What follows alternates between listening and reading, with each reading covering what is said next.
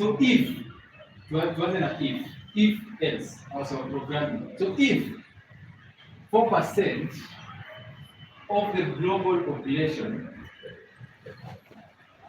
understand Bitcoin and its price varies from $67,000 to maybe 156. What happens to Bitcoin price when 30% of the global population understand it and wants to do it?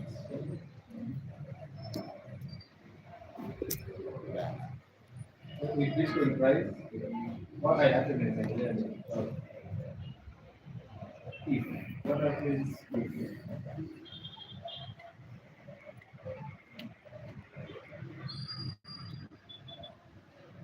so kumaanisha demand increase which is the 30% of the global F ni aje supply iko CBD mazee nilichelewa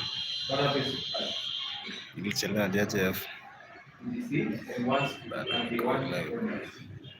and estimate price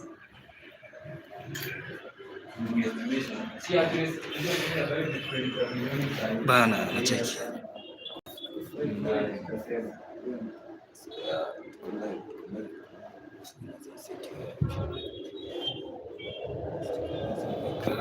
how much estimation?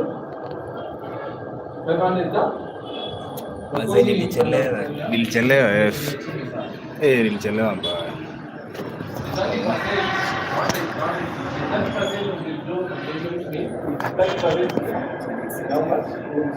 ya WhatsApp bana F nilichelewa mbaya hata muone shares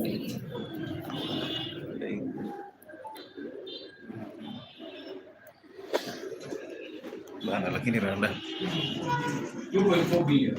So you need 30%, 2.4 billion WhatsApp. Okay, that's the estimation that Omega for the lowest. So Bro, assuming ni aje minutes na stream. So wewe uko among the 4% side. So huwezi kujia tatu wenyewe ni check uanze kuomba like subscribe now hit wana stream hizi mapita na events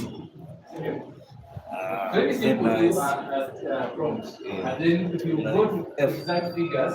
Mazee nilichelewa wacha tu But this 30% hatuwezi achieve information.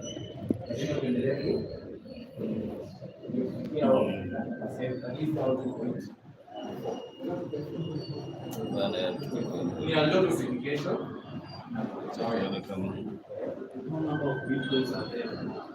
In total supply 19.2 or something. Remember kidogo sana.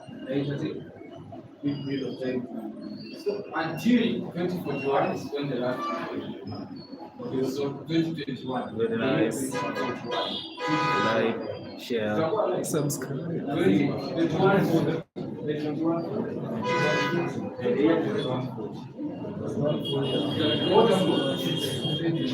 how would I 2140 na tutakuwa Just the final year, the last coin, so that all 21 is circulation. Sasa inakuwa measure na how much computational power they use na how much energy they use. So if you go to my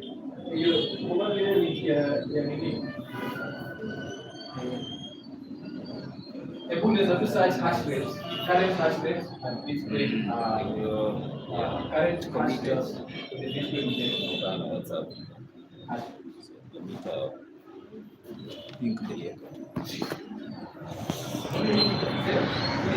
bana simnachiki kwenye CBD simnachiki kwa CBD net CBD menti and so you know why this is the biggest network computer network?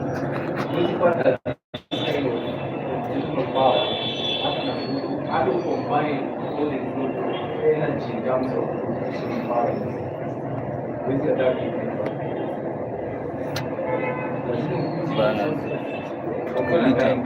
Your friend will tell me and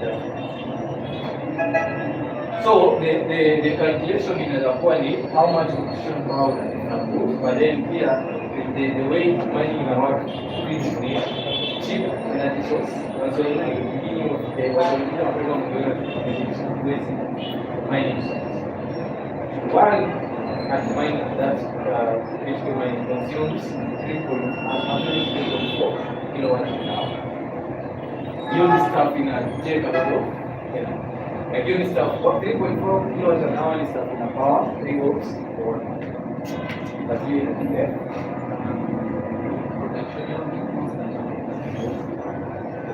Yeah, lazima if you are so tunataka sasa kuna ni grid lazima balance.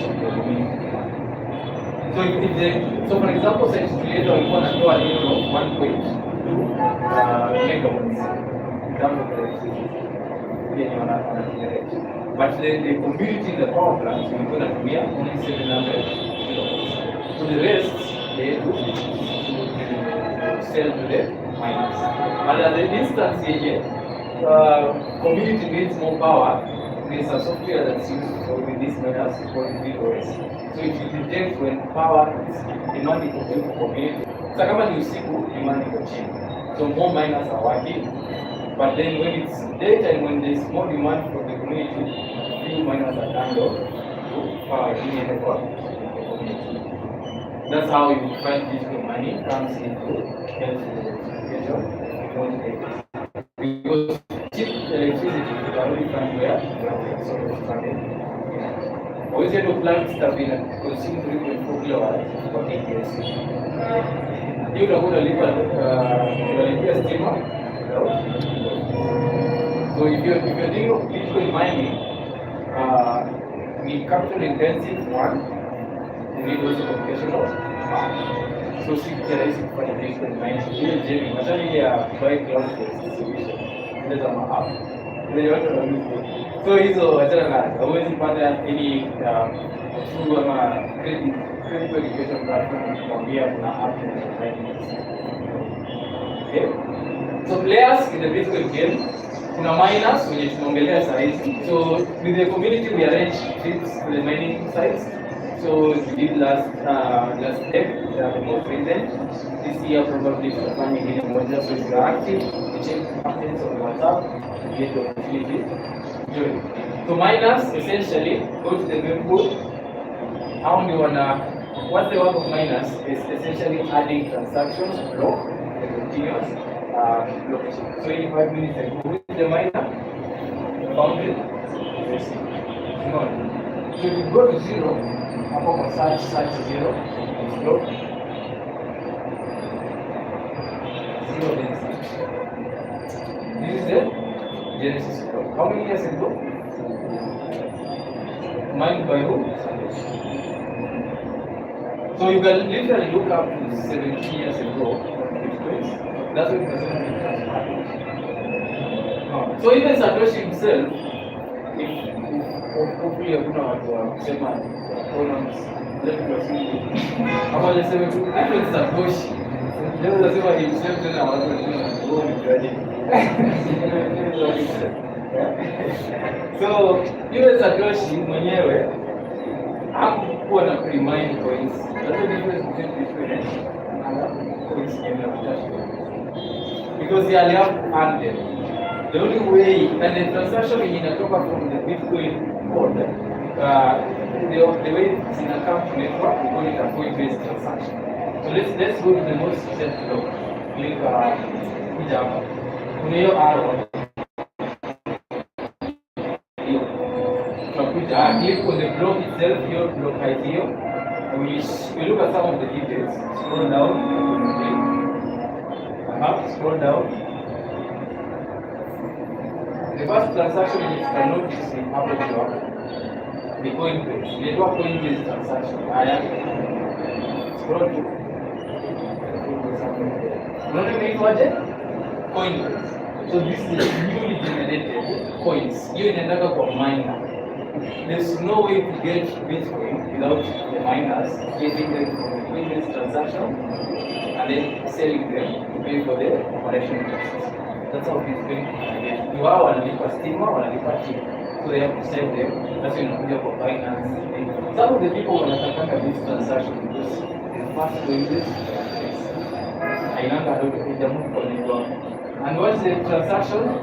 What's the minus reward? 3.16. So this is 3.16 because all the fees of a particular block zinaingiaga kwa miner. So miner not only gets the block subsidy reward, they also get what we call the transaction fees. So all the transaction fees zinapatikana of that. So easy. Hebu scroll juu kidogo. Kumtema nadhani bwana point iko naona. Scroll juu kabisa. So all of these fees. Sasa hii reward wanapata as miners sababu ni subsidy na kwa subsidy plus the fee. Sawa sawa. So that's some of the few details. Let's go back to the slides to tumalizie.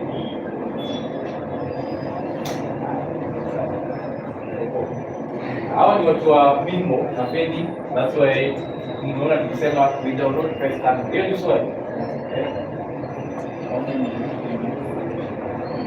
Satoshi approximately ako na Bitcoin 1 million. Hizo zimechia.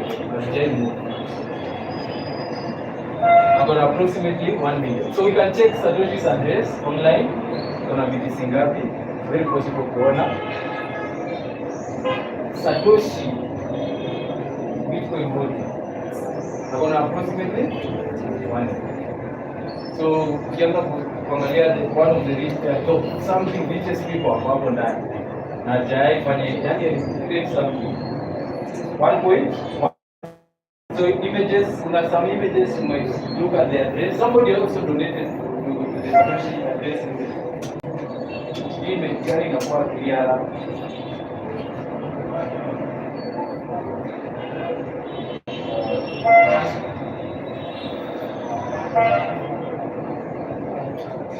Sawa kina kai kwa bishi ni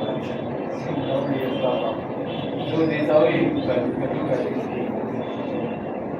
So I don't have to go into, but roughly that much of 1.1 million. So it was even clear.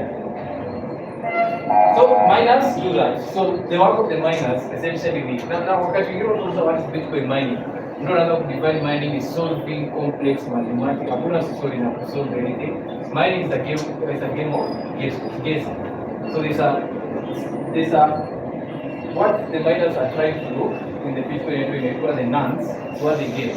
So the network sends the nonce of the next block in a path with the miners. Miners keep trying, wanapata no, until the miner gets the correct nonce and appear the opportunity to add that particular block to the blockchain.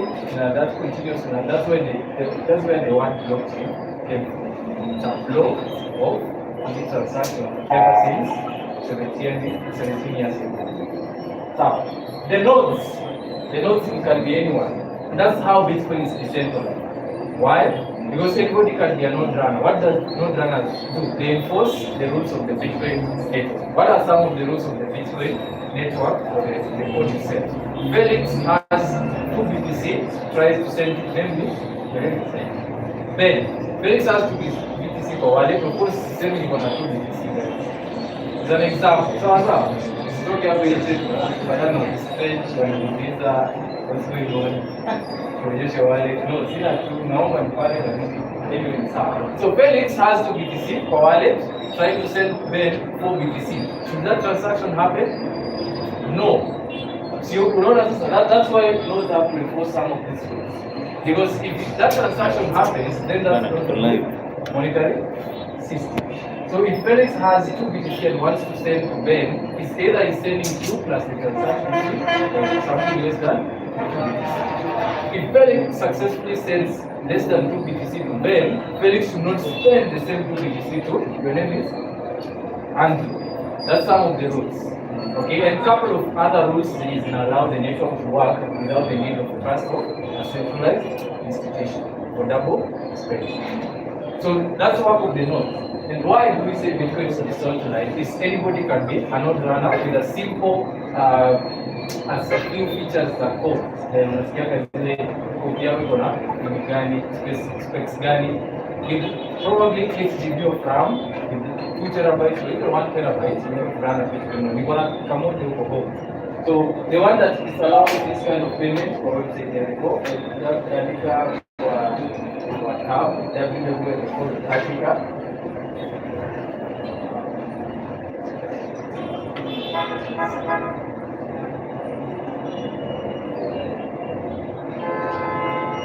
So the node, this kind of, if you click donate button here, not at least this go down. Yeah. They know this down, but the way this. Yeah.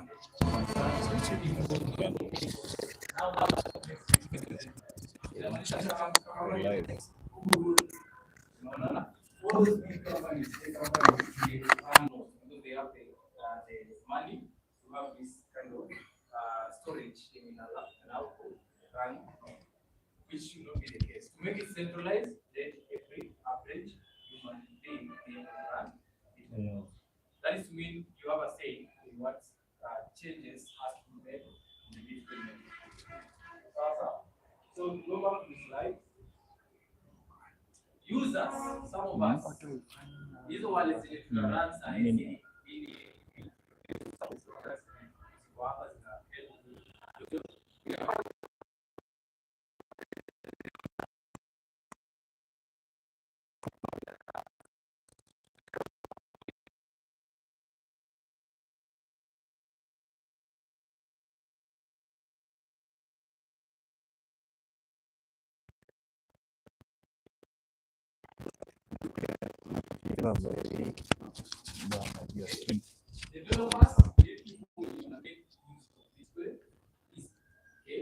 Some of the people want to contribute, come and do them up.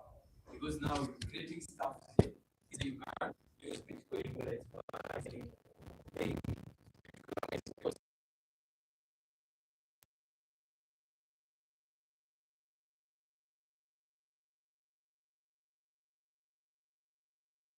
Tell the community, hey, this is product one, you can use it. This the code is a project. Okay? So mnaweza kosa code, but then I have a ways of also being able to share what I know and pass this information to the community and learn. So all of these people collectively want make Bitcoin better money. And that's the beauty about Bitcoin. So everybody who is doing everything about Bitcoin is beneficial to anybody who is using Bitcoin.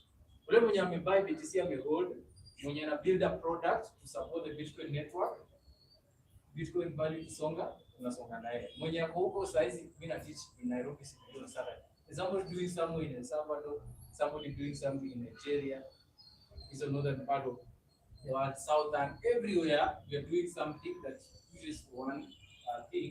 Go ahead. That's why it's very valuable. So we are going to talk about a few things about which is the wallet. So we'll skip. So how to use Bitcoin? Tutaongelea a few things. So we have two.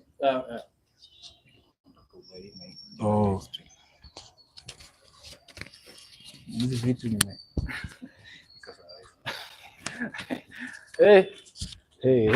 Haya. Mispark ama nini? Iko sawa sasa. Haya. So how to use Bitcoin? Tutaongelea a few things. Hebu tuone the next slide hopefully. Tumesema ni digital. Again, hakuna physical coin ya BTC. Sawa. So mtu akikuja kuletea coin ya BTC anataka kuuzia, mwambie si hivyo. So tuende next slide. So this is the thing that I want to emphasize so much. And it's almost like usually, unajua wakati tunafanya, there's a very thin line between education and financial advice. Si mimi sitaki kuja kama financial advisor. So that's why when na kujaribu kuambia the decision of because from your understanding of how Bitcoin works should not come from me saying Bitcoin is good. Sawa. Because now if you go guys, unaweka BTC huko and then you've not understood how self-custodial work, and then you lose some of the things you should keep safe, unaenda utasema aje huko? No, Felix told us, we need to put this much of Bitcoin to this, it will be safe. So you need to understand. So there are two distinctions hapa tukiongelea between the wallets. Kuna self-custodial Bitcoin wallets, then we have custodial. In self-custodial, so this is the thing. Eventually, for you to really say that you're sovereign and Bitcoin is the highest property right of human beings, Bitcoin should be in self-custodial.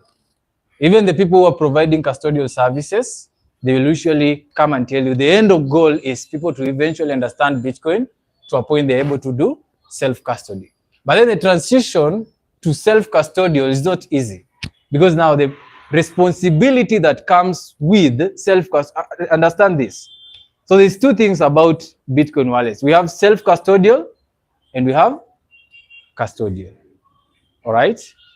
Okay, before tuanze kwa wallets, do you have questions hapo kwa hizo zenye tumeongelea? Because sasa tukienda kwa wallets, we are going for practicals, Kwa nodes, Wako na any rewards? If you are going to be a node that you want rewards, you have to run what you call a lightning node.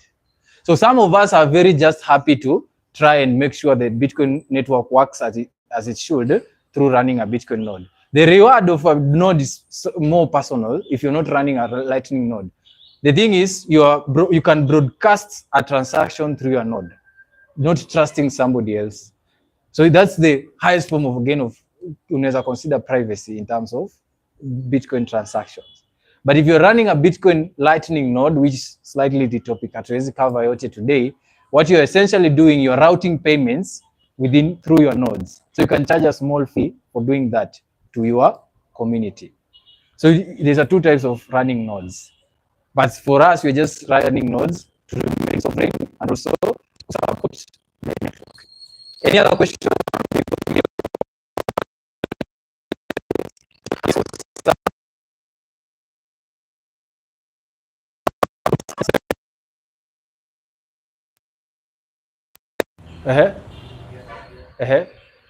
Kuja. Usiogope wa mwisho umeipata. Decentralized peer to peer, unataka waita ma black. Hey, for the first time nasikia boys anasema white. That's fine, okay? All right? So decentralized, peer to peer, and then finite. Those type of stuff are very, very important to understand. All right? Then tumesema there are 4 key players in the Bitcoin network. Nani atasema zote once for a t-shirt?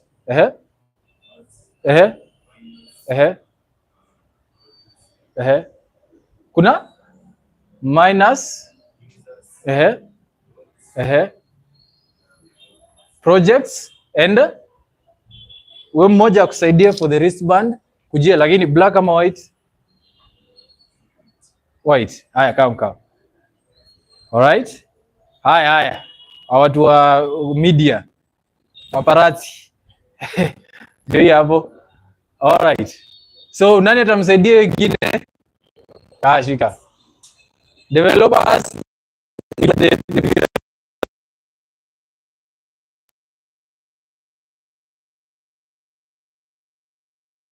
you and someone's money.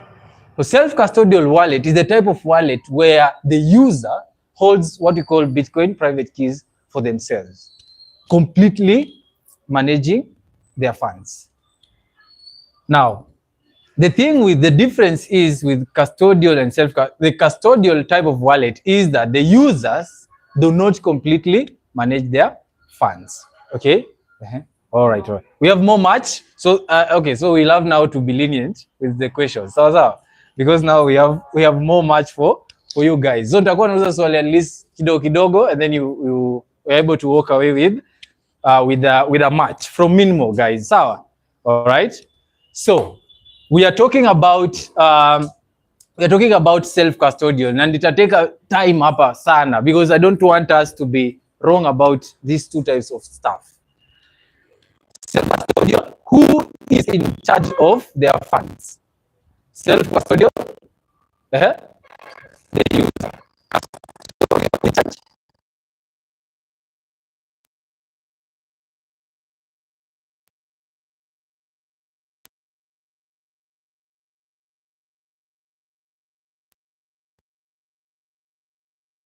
BTC in self-custody is your BTC.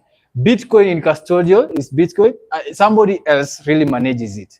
So some of the problems you might face when you have money in a bank, in some instances, if the people behind it are not honest, you can face it in a custodial wallet. However, no secret satisfies all the needs. If you dig deep, learn more about the Bitcoin network, you realize not single wallet, it will satisfy all the needs. So if I really want to save for my future that much, I'm aiming to buy a house, this will be the best. It will be your hardware. This will be the best place for me to do that, that type of stuff.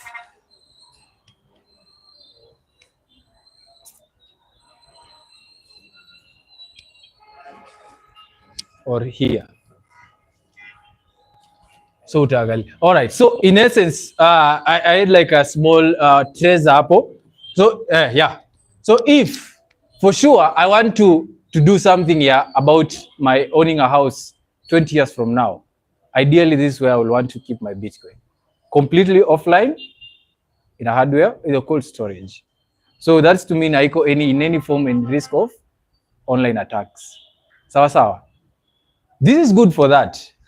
However, if I want to go down the building here and pay for coffee with Bitcoin, sasa nitatembea na lapi every time and I have to do this. No, I need a different type of wallet. So at the same time, we are understanding this type of difference. We also need to acknowledge that for some reasons, and it mostly users when you wanaanza at their beginner stage, maybe hujaisikia nani this is the first time ako kwa Bitcoin event. Right? So for you people, you might find it very easy for you to start from here and slowly at your own pace with your own understanding of Bitcoin moving towards here. And moving towards here needs to be something that comes with your own understanding.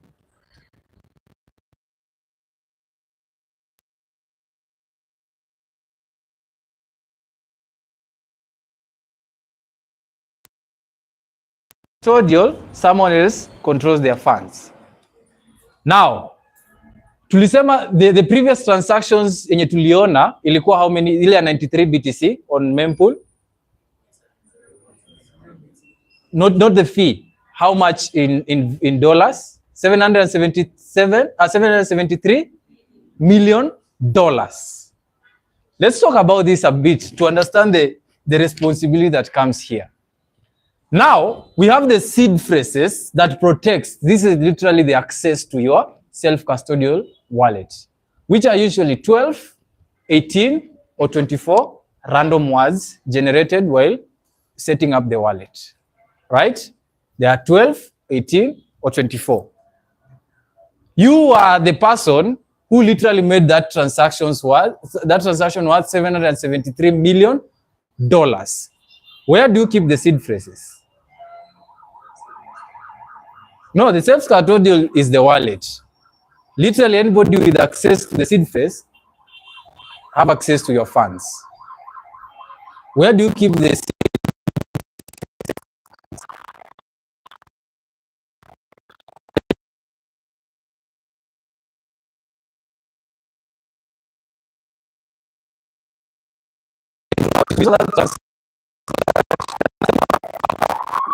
At a cram word by word. All right? So you also have to trust that your memory to that extent. Like lazima trust your memory. If you have to be there in case of anything, you know, the worst part of, you know, memorizing not the worst. Some people are doing that. It's not the worst, but I'm just trying to think it. You have $773 million worth of Bitcoin, and God forbid you get to an accident or anything. You lose memory. You know, the worst part is not even losing the memory. The worst part will be the slightest bit of the memory remembers you have $773 million. But now you cannot remember the seed phrase. You understand? So here amesema memory. Who else? Who else has another idea? Book. So all your trust of $773 million or are in the book. Where do you keep the book? Safe. All right. Book to a safe, right? So the safe is in the house. Only you has the pin to the safe. All right? So hiyo ni solution yake. Anyone else who has another idea? Because you need to have an idea of how to self-custody. Because if you don't have an idea, you admit that it's difficult. All right? Always, even as I'm asking this type of question, I'm not saying this is a correct way, or myself I'll tell you the right thing to do with self-custody. What I'm just trying to emphasize here is that it's very, very difficult when it comes to self-custody, especially if the related amounts in self-custodial ni juu sana. But if it was $5 in there, hata ungekuwa acha kwa itebo, the seed phrases, okay?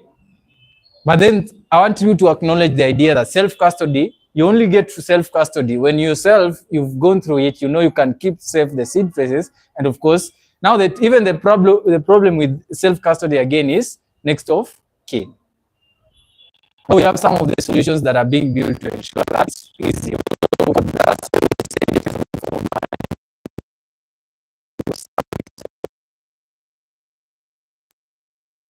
Hata ukuwe na code ability to code namna gani, hakuna code inaweza andika irify mtu to that, maybe unless you put coordinates to that particular code. But with Bitcoin, it's very easy to even code and say, after this period of time, this Bitcoin is untouchable, send this to 10 charity programs. You can do a search code. See, nani wana code hapa? Any programmer in here? That's possible in code, right? Should be possible. Misi code, niliachia kwa njia. All right? Sawa. Custodial, again, is a type of Bitcoin wallet. No, as much tunasema someone else is in control of privacy key, it's also good for convenience. Why? Because in a Lightning custodial wallet, in a self-custodial wallet, by the time you're setting up a self-custodial wallet and setting up a Lightning channel, you need to be good with some sort of technical background, and there's what we call channel management. So you balance the channels. So you won't wake up one day and you're a non-technical person, you set up a self-custodial, and you have a Lightning payment in such a way.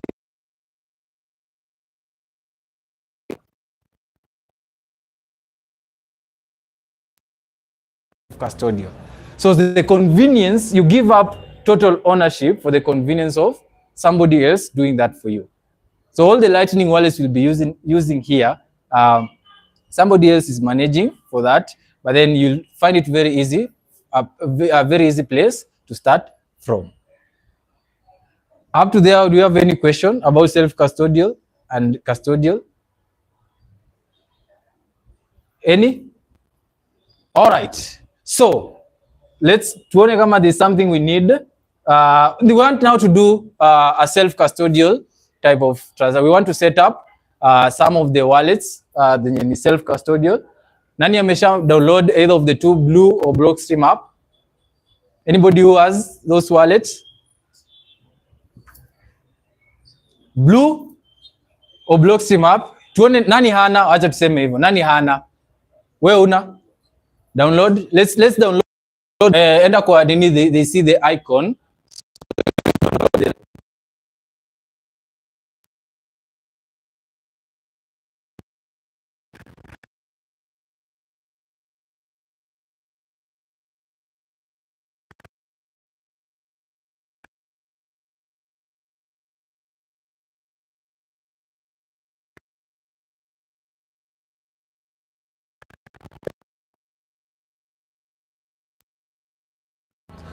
Now,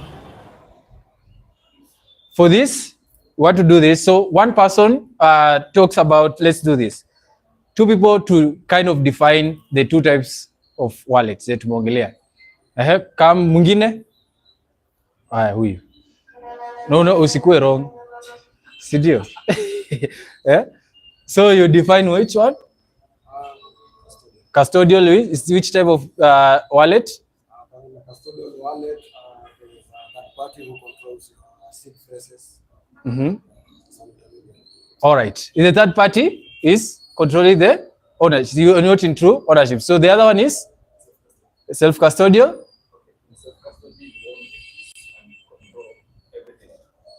the funds. Okay.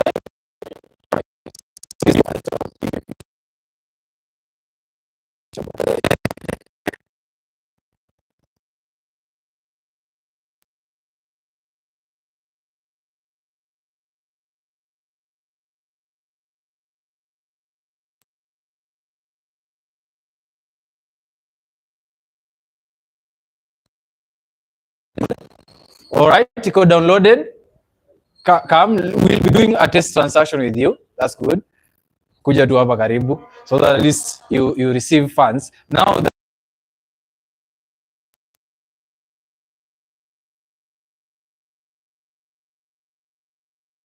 we receive some funds. Everybody blue. I need a blue. All right. You okay, come. Umetangulia.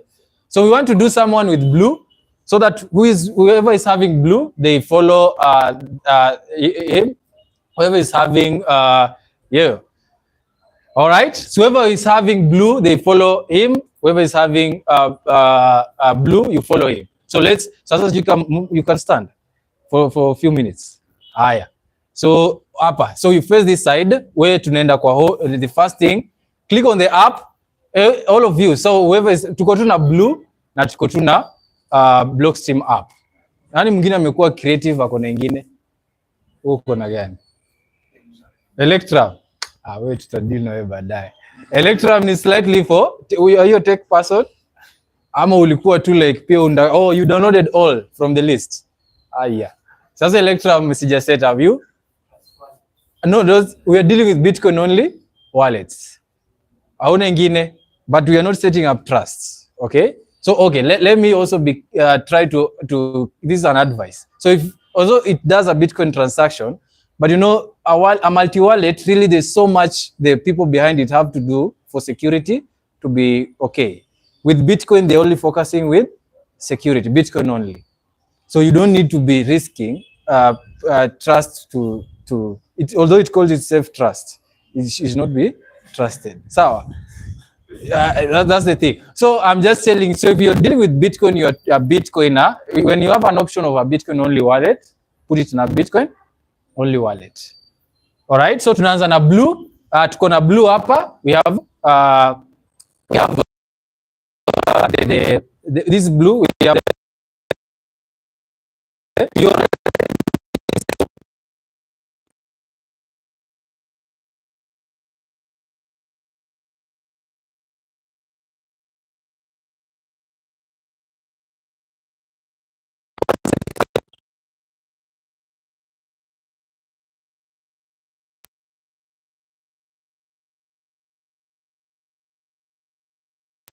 click it's tuone usi set up. We were supposed to do this step by step. Yeah. Oh, okay. Now now this one is already in. Okay, so look. All right, so let's see where people are at. Woko kwa hapo 0. You have it.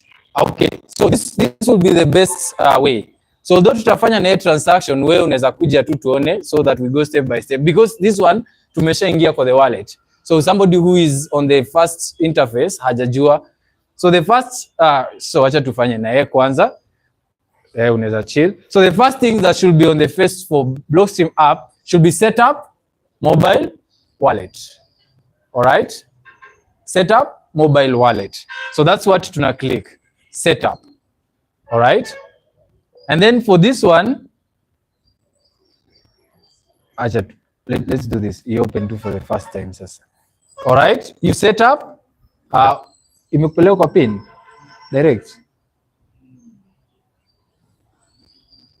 You need a pin. Okay, you can set up a pin. That's a new feature. Usually Blockstream iendagi huko straight.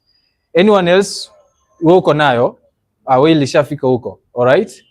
Uko na blue, okay? All right? Blue, okay, blue. So I think most people wako na blue. Wewe uko na Blockstream. Inasema setup. All right? So those who have Blockstream, click on setup. What does it say? Those who have blue, click on add account. Sawa sawa. So different buttons, but of course ni basic to like if this one says setup, the other one says add a wallet, it's the same thing, okay?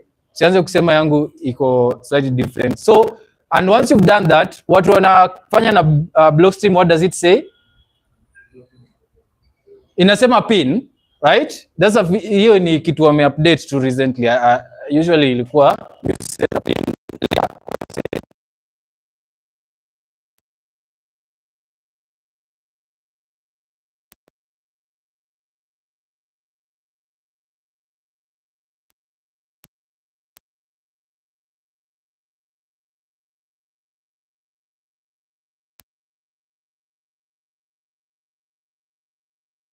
So if you are doing a multi-sig, huwezi set up from the same device to hivyo. So we'll deal with Bitcoin for now. Until now, we need to be talking about that. So for those who are setting up Blue, you click on Bitcoin. Sawa sawa. All right. So hapa tuko kwa umeweka pin and then that. Sawa. So tuone Blue Bitcoin and then create. So you can give it a name, maybe demo or test wallet. All right. Now this is the thing I was telling you. For those who are doing Blue, you'll delete this wallet, because this is a private key. This is what, how many words? 12. Sindio? Now those are the things that if you know the next minute you're going to put money there, you're supposed to be protecting this kind of stuff with everything. Now the worst place you can do. Let's try an example. Let's take a screenshot of it. Let's say that's what happens. The app doesn't allow. They also try to protect it from yourself, because you think that taking a screenshot is the first step to keep safe the secrets. That's not. Anything in your digital copy case, you've already made the first mistake. Because right now Bitcoin at 70-something thousand US dollars. I put a lot of attempts, so I just zero, but the people are not even more. That thing when it gets to $1 million, story the point is. Not like the malware that will be within these applications or whatever that tries to read the seed phrases, zitakuwa a lot. The worst job, the hardest job will be keeping safe the seed phrase. When it gets to $2 million, even worse. So start as early as now to know how to keep safe the seed phrase. Now you can, sasa wewe utabidi sijui utaandika wapi. Or you can say okay, you can say okay, just kusema okay, but unajua ukweli hujaandika, si ndio? But just say for the sake of kufanya test. Now for those who are doing Blockstream app, already you're inside, where do you find your seed phrase? Hapa chini. Umewapo kwa security, there is some security icon with some red dot. That mean bado wana try kuangalia. So you click on that. And then you click on it, and then it will itakwambia recovery phrase. That's where you see your seed phrase. Tumefika hapo. Hapo security ama ulikuwa umeangalia seed phrase. Na unaona sasa tunaangaliliana tu hapa polepole, but that should not be the case. Mtu afai kuever see your seed phrase. Sawa sawa. So those are the 12 words that you're supposed to protect, and we've talked about a few ideas of how to do it, but then it's not the best way, but I told you it's a responsibility that you have to do it yourself. All right. Now, so unaweza kaa so that nibakie hata wewe. So you keep save this. These are the 12 random words zenye tumeongelea. So we can continue with you. So the Blockstream app mara ya kwanza itakupatia the first words. Wewe hata sifai kuona zako juu na kutumia sats. All right. So you'll see the first word.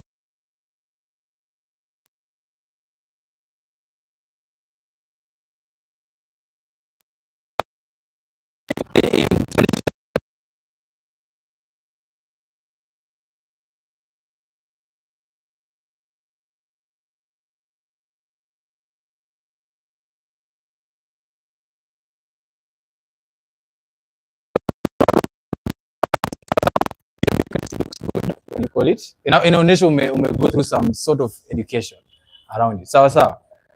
All right. And then, so everybody now with the whatever now, this self-custodial, click on receive. What does it say? So if it's blue, it's also asking you once again, have you kept safe the seed phrase? Imeuliza hivyo. Receive, click on receive. whichever wallet tuko nayo, whether it's Blockstream app or Blue, and then you click on Bitcoin because we are dealing with Bitcoin. Okay, what appears there? Anybody amepata QR code? Anybody amepata some character that inaanza with BC1? Yeah, everybody. For those who are doing it. So this is an address. This one you don't need to keep safe. Hii tunaweza print billboard ya hii QR code tuweke pale. The seed phrase is what we keep safe. Sawa, because this is the thing that you give out and then you receive Bitcoin. The technology behind Bitcoin that links this address to your private identity is what the beauty of Bitcoin is. Because kitambo, when we don't have what we called, what type of encryption is this? Nimesahau the exact word to say, but then you have like the public key does not reveal the private key. You cannot use this address to know what the private key is. There's a type of network, yeah, encryption. So this, I think this award nimezoea easy. Remember, these are the developers. Then one is Isaac. Yeah.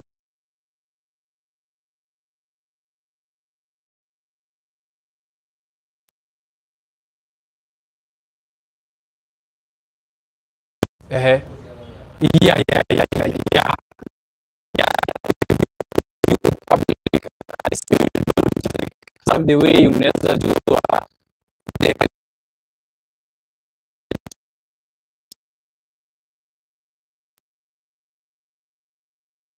you keep safe. So we get this address because okay, now I have to use my e for the test transaction. Okay, now because we have the mempool, let me share with him your address. Uko kwa the group ya WhatsApp. This so that you send here kwa WhatsApp and then mtu wa copy then that's the core main group. Hope kuna hiyo ya Kenya. Kuna the one for Kenya. We don't have it. Oh, enda kwa email tu yake, tutume hiyo address. Umekopi? Yeah, mtumie hiyo, enda tu copy tena. So that tukue sure ni hapa tu. Hivyo. Patie the email. So that we look at this transaction. So if I'm the one sending BTC, I go to I have some sats kidogo hapa kwa Blockstream app. So if I'm the one sending, I'm not clicking receiving, I'm clicking which button?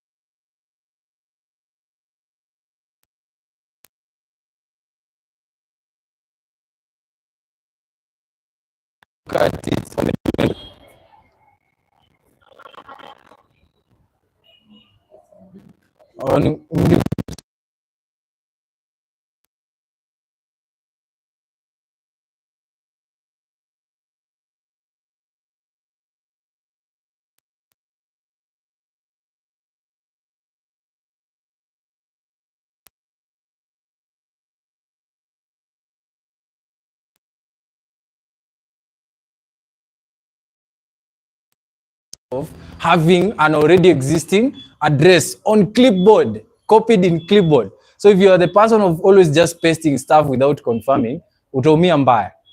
Okay? Utaumia because now you're just pasting every time, and maybe the address you're trying to send Bitcoin to, sio yenye iko kwa clipboard already. So there are some of the things that you'll do to ensure that when sending Bitcoin, at least you look at it, because Bitcoin transactions are irreversible. Sio kama ile mpesa uta prompt tu inaitwa 234 and then wapeane consent huko, no. All right, so paste it here and then we look at it. Paste it on the search ya mempool. So this is his address. That's why I said Bitcoin is transparent. Sindo, because we want to see. So the activity of this, your name? Yeah? Rionel. Ah, yeah. Sawa sawa, itanisumbua but Rio, Rio itaweza. See, this one ndio tumesearch. So public tunaweza ona hii, si ndio? All right? So there is confirmed balance 0. These are the pending 0. UTXO 0. Okay? Now this is the first thing I'm doing now. From me, I'm going to unaweza fungua mempool ingine so we are able to check some fees before tufanye hii.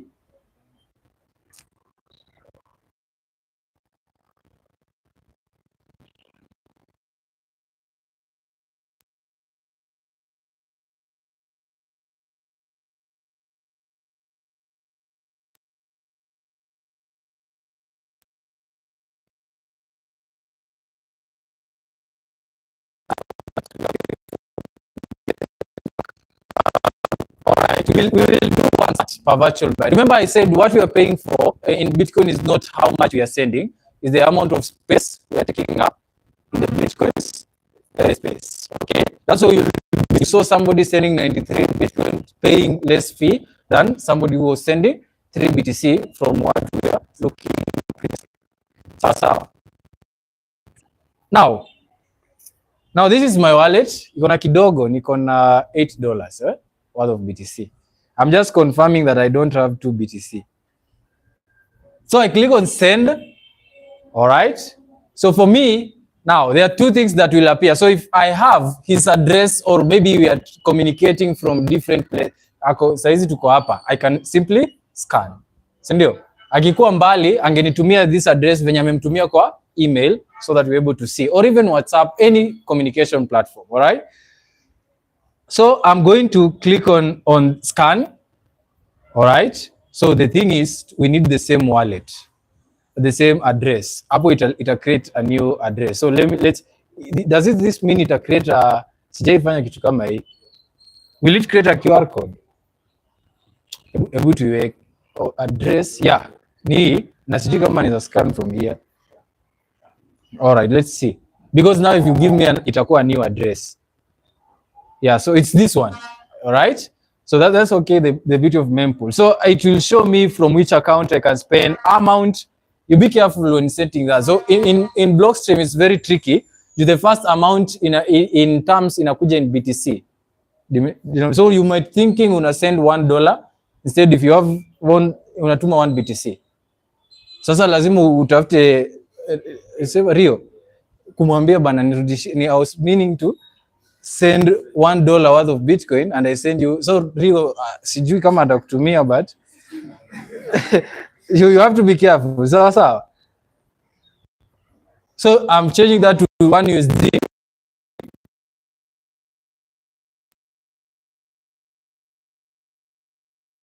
The other mempool nini. We've seen like people are, okay. So this is the block has been found just now. Who is the miner?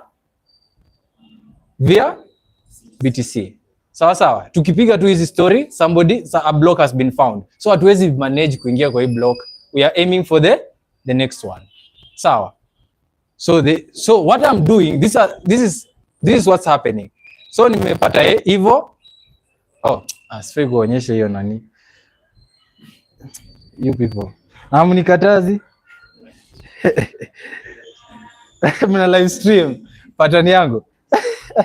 All right. So I'm able to check at fee and put a custom fee. So it's always good to look at the mempool sometimes, the space, to see how much people are paying, because the wallet will always pick the highest fee. So unaweza pata you are trying to move funds and then you are putting 3 sats per virtual byte, then people are paying for 1. So tunaona hapa ni 1 or 0 actually. This one has been found again. This should not be happening essentially kwa space, kwa the network, but it can. So if quickly, that's why we say it's a good technology, because of what we call the calculator. Unlike gold,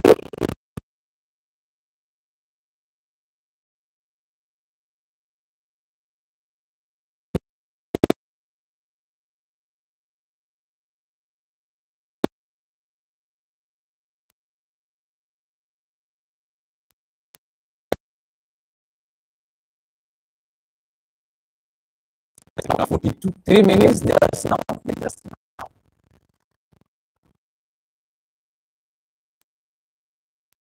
These things were not as they are, BTC ingekuwa valuable hivyo. So I'm doing that. So essentially when you click next and then slide to confirm, in theory what I'm doing is, or now behind the scenes, I'm broadcasting a transaction to the Bitcoin network. What happened here? Immediately tunaona one UTXO, but then it's pending. What's happening now? The nodes have received this broadcast. The nodes are checking if Felix for sure has more than $1 worth of BTC plus the transaction fees. Some of the things to look at a transaction for it to qualify to go to the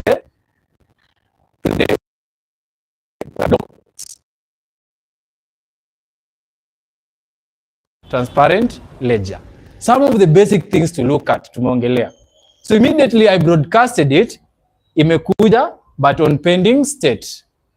Pending all the things zinaangaliwa kwa mempool, then the transaction, if it passes all the qualifications as a good transaction, as a valid, also they are checking my digital signature. If I'm the one signing the transaction, is the Evo, all of these things that they are looked at.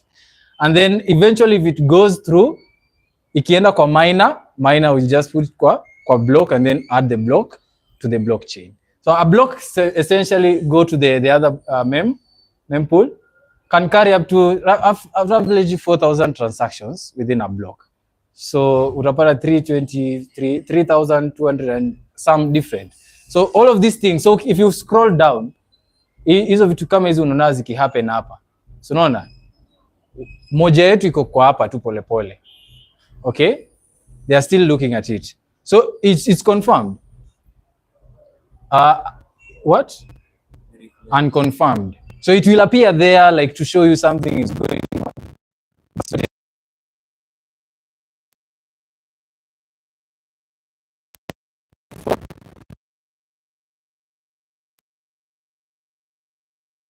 We'll be waiting for this, and that's the reason why we are transitioning from on-chain to Lightning. Because in a 21st century global economy, we cannot be waiting for this type of confirmations to take this long. So let's, for example, assume you're going to present to somebody this proposal that Bitcoin is good money, and then you tell them every time you have to wait for 10 minutes, 5 minutes, 15 minutes for this transaction to be confirmed. Si practical kwa market yenye ina move faster, all right?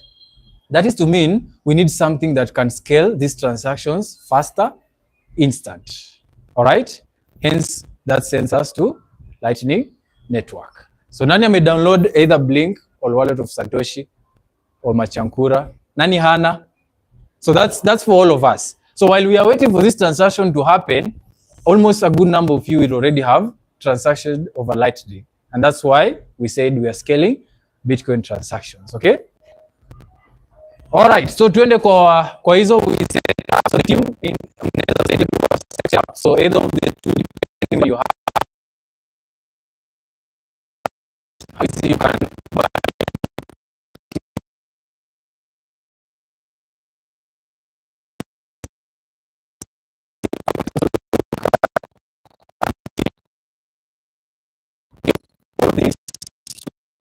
the minimum. So some of the things we're able to even get it better, it's confirmed. Umesikia? Confirmed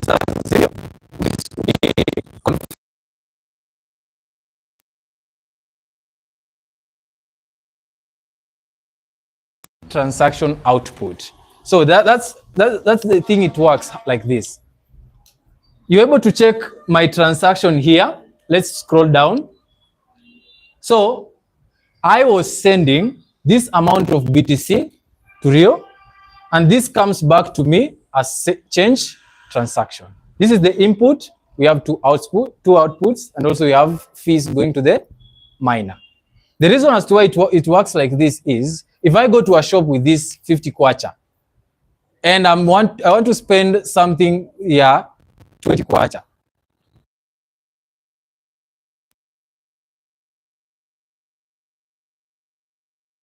Back 20. Hence this, you're spending the entire Bitcoin, you're sending the right amount goes to whoever you're trying to send. The exchange comes to you back as a new transaction input and spend transaction output, so that you're able to spend again. Sawa. All right, so tumemaliza, let's all go to the lightning. So you set up all of this idea, we are moving hundreds, 1,000 sats around from person A to those who don't know, to the last person. Sawa sawa. So you need Blink or wallet of Satoshi or Machankura.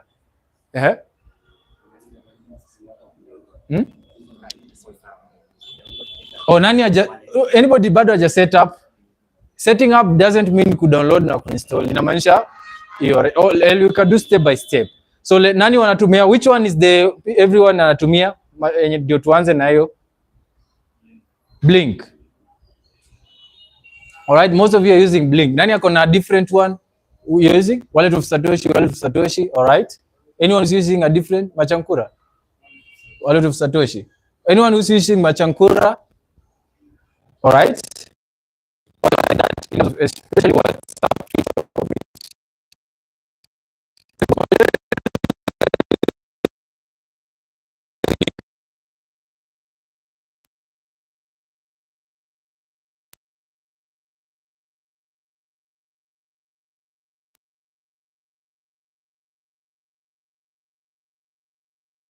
Number or email. Should you lose this device, you're able just to come back again and log in. When you tuna log in Instagram. Should you lose the device that has the self-custodial wallet, you need the seed phrase to use the seed phrase to recover. So while setting up a new wallet with the already existing self-custodial wallet, you use the seed phrase, and instead of creating a new wallet, you either import or backup. In some wallet it will say backup, some it will say import. Sawa sawa. So for self-custodial people, should you lose the device, you should at least have the seed phrase. You lose both, there's no way of accessing your funds. Not even the creators of the wallet, you call them to tell them to recover your funds.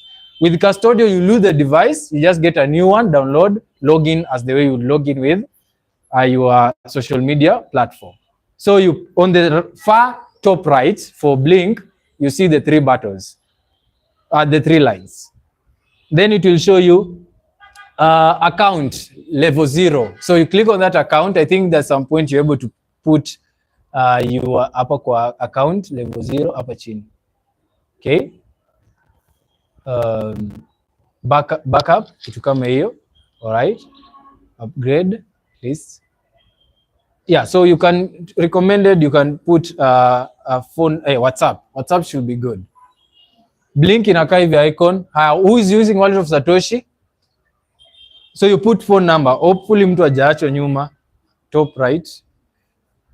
Yeah, you can walk around, saidia wase.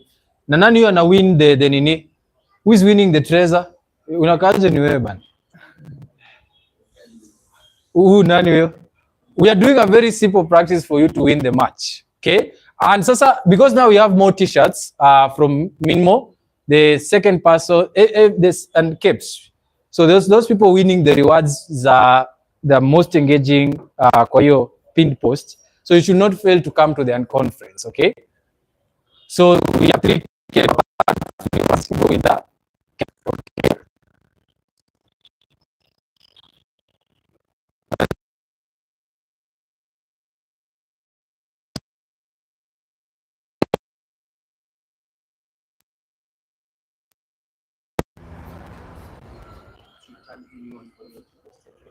You?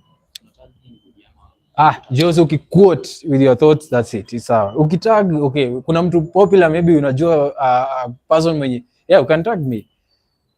So unataka ku rig game. Niende ni repost because I'm following huko.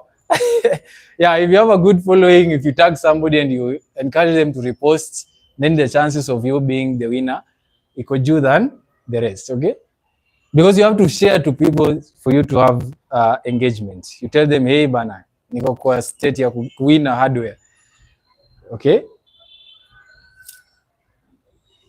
All right, because we want to move faster with the transactions. Nani amemaliza, so we start from here. Ilikuje?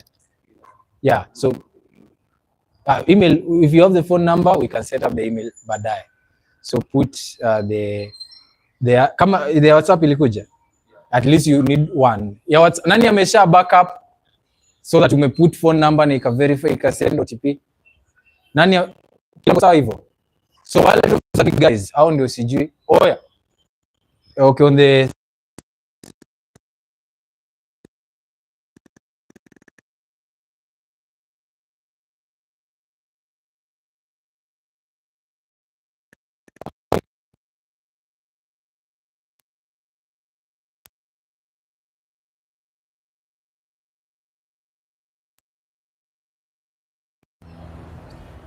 yeah, set up.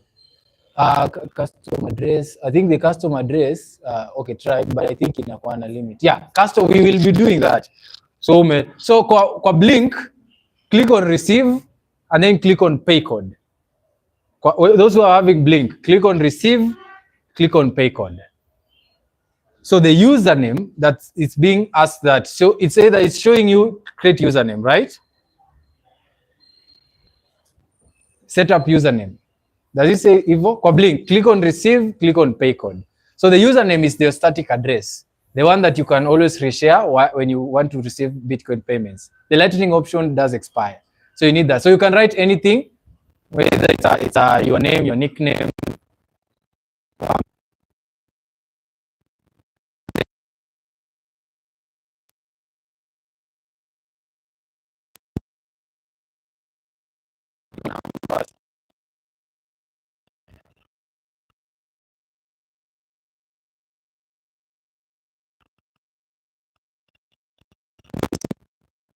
About minimo and then spending also. Tutakuwa tumemaliza. Any questions in the meantime? Set up hizo. Any questions about Bitcoin in general?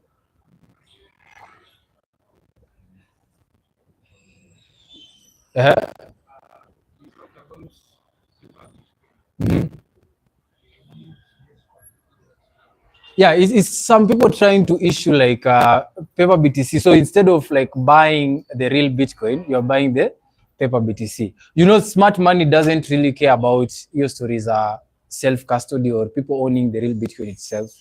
They're trying, so they're just going to back to the mechanisms za kitambo. So eventually they start to issue more paper for themselves, for their own benefits. So those are not people like utapata like hizo ETFs, the ones you hear about ETFs. Some of these people when you are dealing in trades, to like they don't care about adoption, they don't care about anything. They just want people not to own the actual Bitcoin itself. No. Yeah. So that they can benefit from the face value of the paper yenye hiyo at some point and the real value of the coin. Yes, I'm not sure how kama imefika up to transacting to that point, but it's the smart way of this complex financial institution doing their stuff. CJPAL like itself paper BTC, but that's how they are not selling you the actual BTC. So you don't literally own the actual BTC. That's also the scare stories of ETFs. People know they think they are owning Bitcoin, but they are not. So ni kama tu hizi story tu za shares unapatanga kampuni zimeanza ku create. So that's why I encourage that if you want to own BTC as BTC itself. Sio mambo ya paper BTC, sio ETF, sio nini. You don't actually own BTC if you own those. Haya, tuko ready?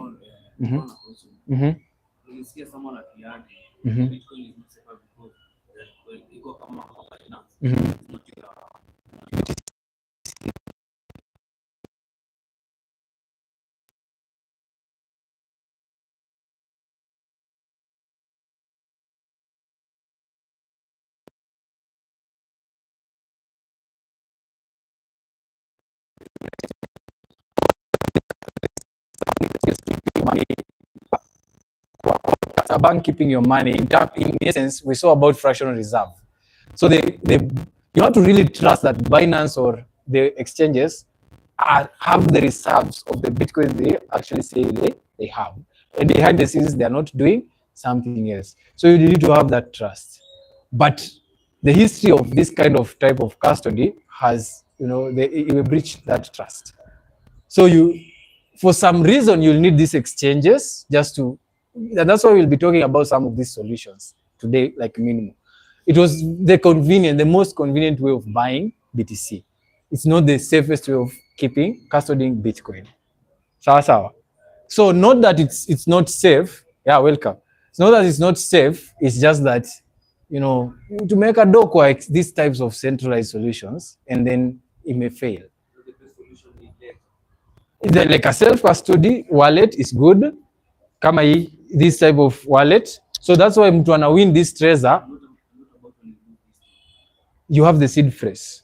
That's why I said this is a device. Okay, the thing about Bitcoin, again, I forgot to mention, not that Bitcoin resides in the wallet. The wallet is the interface that allows interaction within the Bitcoin, which never leaves the Bitcoin's ledger. What changes, or what our wallet allows, is change of ownership. So ni kama tu ukipoteza hii device, si saizi create blockstream app. If you lose this phone, you've not lost Bitcoin when you have the seed phrase. The only time lose the whole coin, you've lost the seed phrase, zenye nilikwambia andike, at the same time lose device. Mimi naweza poteza hii leo, I just go angalia the seed phrase, I'm able to back up my funds. The same way mimi nikipata those seed phrase, I as a Bitcoiner,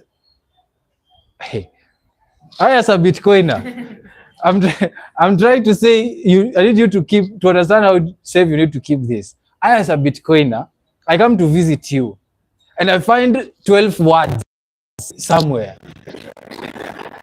You understand me?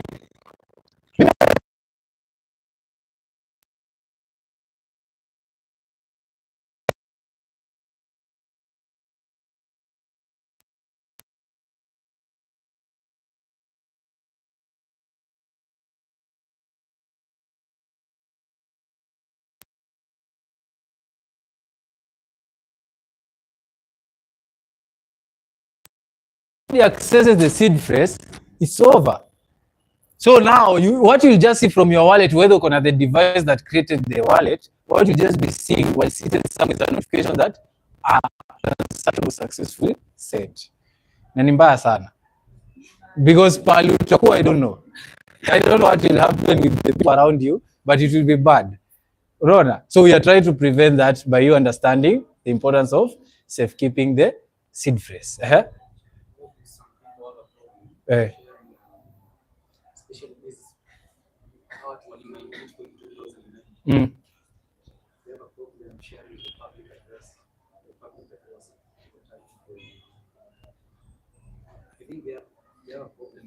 know, there's some people who are very, cautious. There's some people who are privacy oriented kabisa. Like you even if you tell them with your public address you cannot access this, they are a bit unsure about that. So there's some people who will not even want, and also the thing is, it's so bad that Bitcoin is transparent to the essence that it's not the most private. So let's assume that I did the transaction with Roy. So you saw my balance. Of course, you saw it's less than $8. So if you saw my balance is 300 BTC, so safe for me. Okay? Because all of these things you can see. So that's why we say it's also good for these wallets nowadays. Once you may generate the public address, the next time when you click, it's a new address. It brings a new layer of privacy. But the same, if you use the same address which is linked to an INE, that's why we say again, this whole thing of somebody knowing how much you own starts from an exchange. Felix, I wake up one day, I've set up my account with the Binance, all of those exchanges. Binance has to do KYC for you to start buying or selling there. So Felix has been blessed. Felix has 10 million. Felix understands Bitcoin. Felix wants to buy BTC worth 10 million. Felix goes to Binance, 10 million.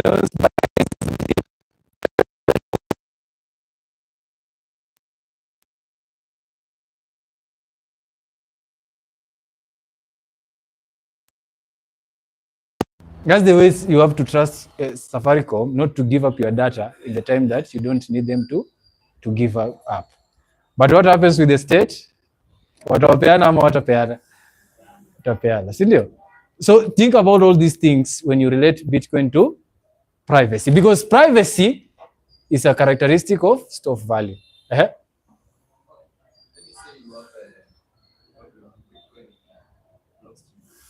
To take some profit from doing what? Or in a bull market, you just sell. No, so if you sell using the solution in Iko, which will take you to MoonPay or something, it's not the best way to sell, because the person buying is trying to make profit from the cheap PTC you are selling to them. If you meet me and tell me I'm able to sell this, it's just a market of willing seller always buy. If you have to move to Binance, sell it to, or we have now, we'll be talking about shortly, so that you're able to see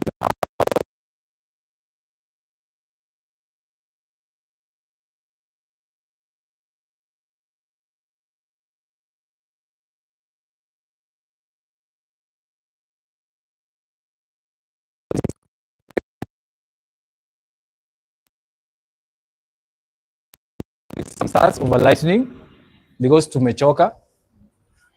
All right, so you have click on receive on your blink. Haya, what's your at the core? You help people move stats around.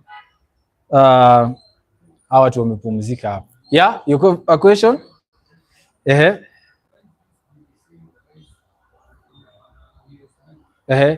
Volatile.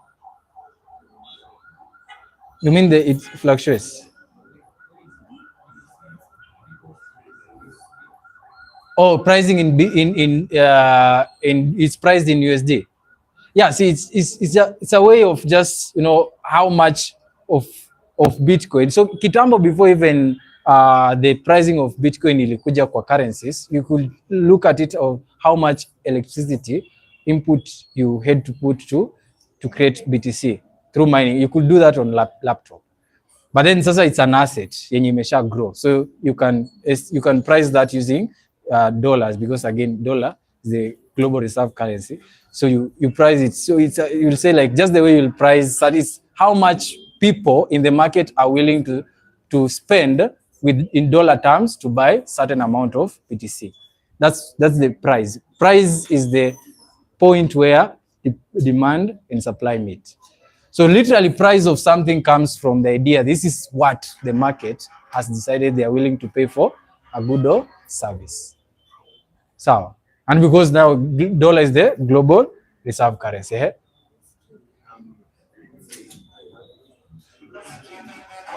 Blockstream.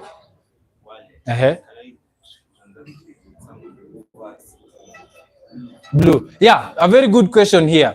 What if you have Blockstream and you want to transact with somebody who has Blue?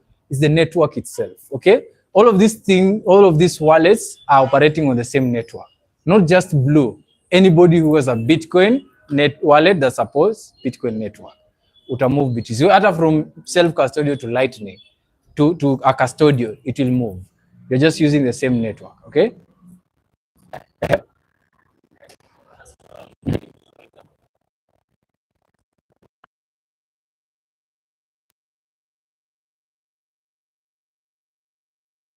Self-custodial, and that's the thing. All right, so I'm moving under 1,000 sats. So utaanzia hapa hivyo zikienda sawa, you click on hapo, click on pay code. Haya, mimi nitascan hivi. So when una key in amount, so hapa juu ni case, so nikiandika 1,000 case, I'm sending this much sats. So we are not doing that. Tunafanya una click hii, utaambia the next person wewe utafanya hivyo. So hivyo, so unaweza tuma, ukituma na minus 10 sats, so that ubaki na some sats. So in few seconds you see how fast. So unaweza change this to Kenya shillings, so that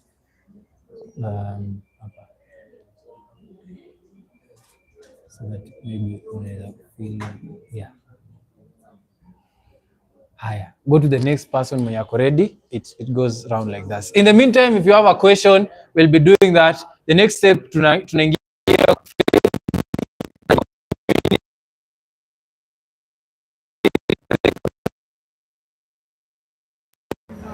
download Fedi. You have Fedi? Hey! Hey! Haya, mtalau kwanza. Haya. Wait, na watu wana repost that thing eh? Who is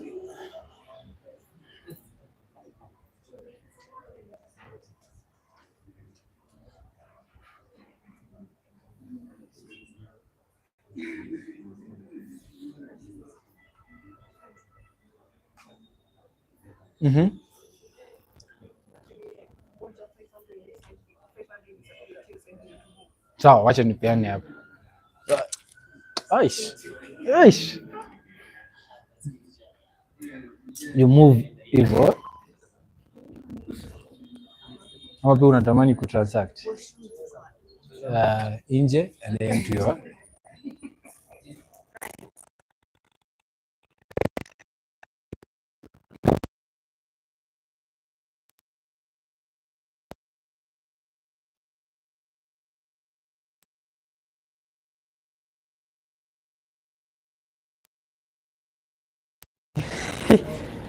yeah, yeah.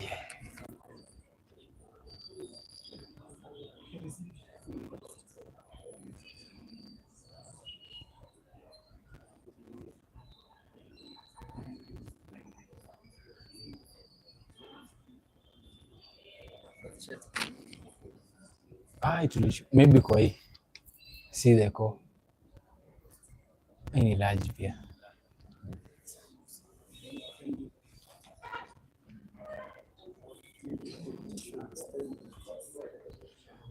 Tunataka kukuweka kwa maswali hapa sahi, but lazima utapata probably.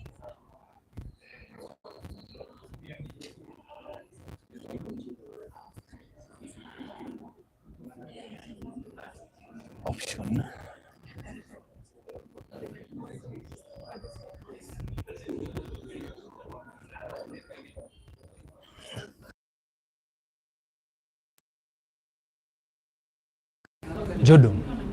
Jodo, unaonaje? Na unaona hizo yaje? Nafikiriaje? Nimekuja na stronghold. Nafikiria unaweza nipige pilot, unaweza fanya nini? The alpha. Sawa, acha nipige pilot so that we'll buy from hapo, then tuweze kumove to wallet of Satoshi Oblin au pige alpha, then tutamalizia na Tando, then sawa, niko na Samso hapo. Haya, mna win hizi vitu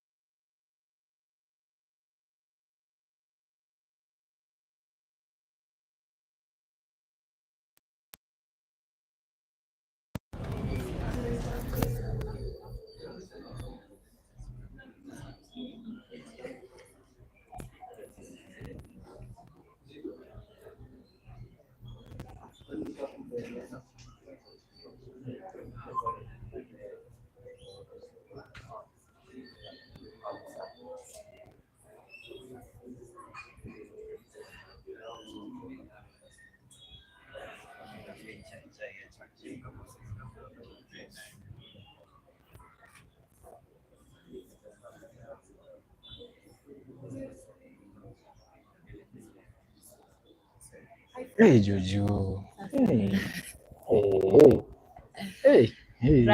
Waje uko na tunini hapa chewing nani? Razidiona nilikuwa nauza chewing gum. Go best.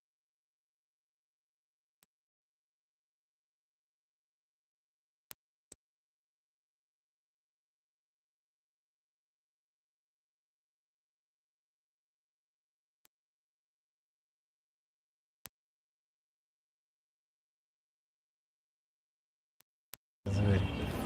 Mimi naona gigo nataka kwenda kukula, kitambo mmalize Sawa. nitakuwa maybe nitarudi.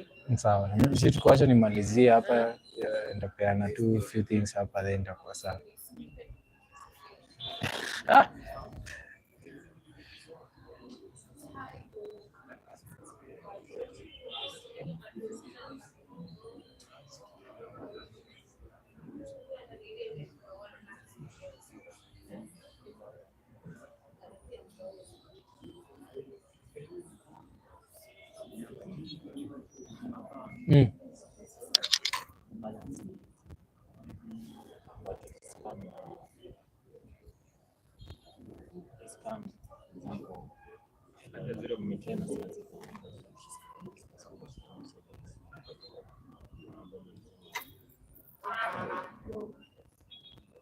Kuja.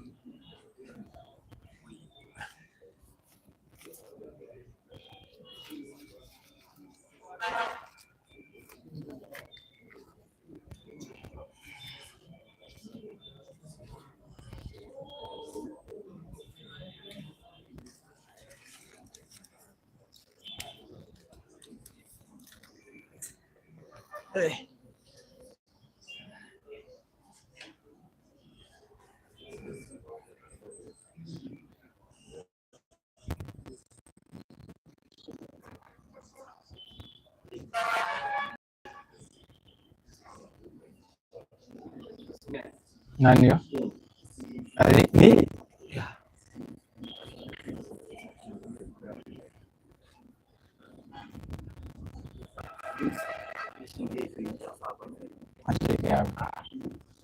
chaja.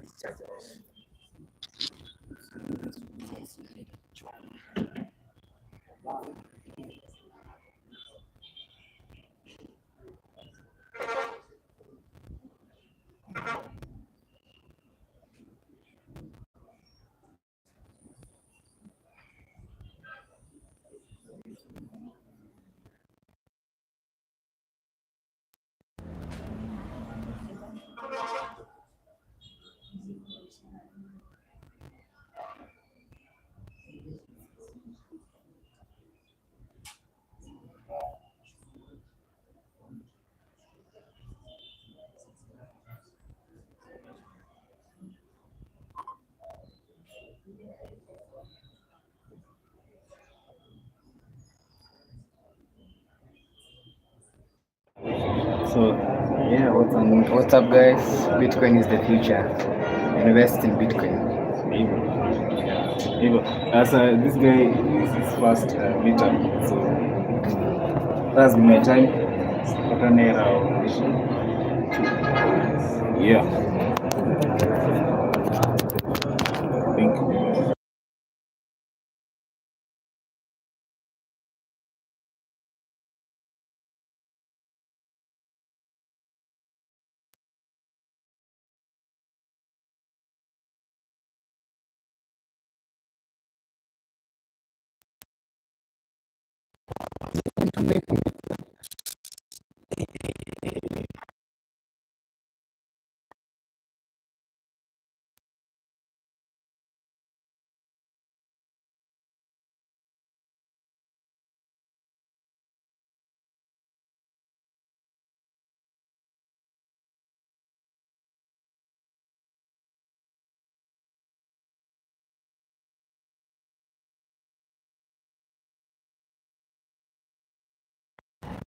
Haya.